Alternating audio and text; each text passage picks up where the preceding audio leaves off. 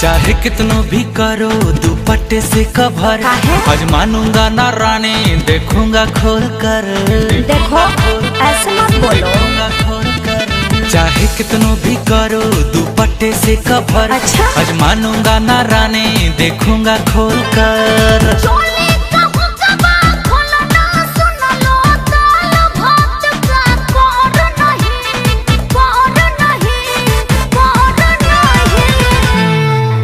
मेरा पर्सनल चीज मेरा मर्द देखेगा कोई यार नहीं। क्या बाती हो? मेरा पर्सनल चीज मेरा सैया देखेगा कोई यार नहीं। तो हम क्या करेंगे? हम समझे।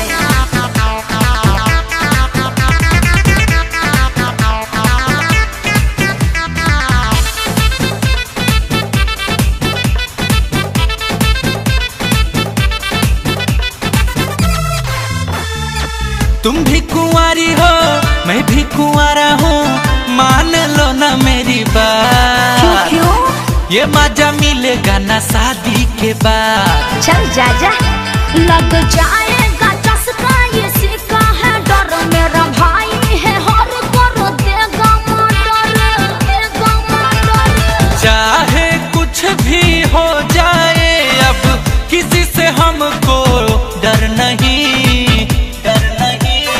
अच्छा तो सुन लीजिए, ओ मेरा पर्सनल चीज मेरा मर्द देखेगा कोई यार नहीं।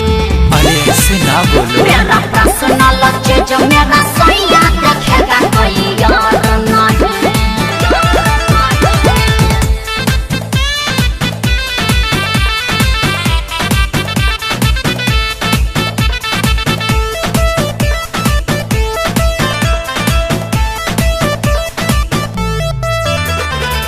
नैना लड़ा लो ना, लवर बना लो ना, मानूंगा मर्द से ज्यादा, ये हंसमुखी गुंजन का है वादा।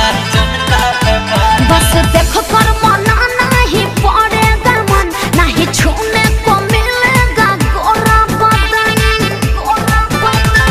लवर तोहार होई हमारे हक बा, छुएगा तुझे कोई और नहीं।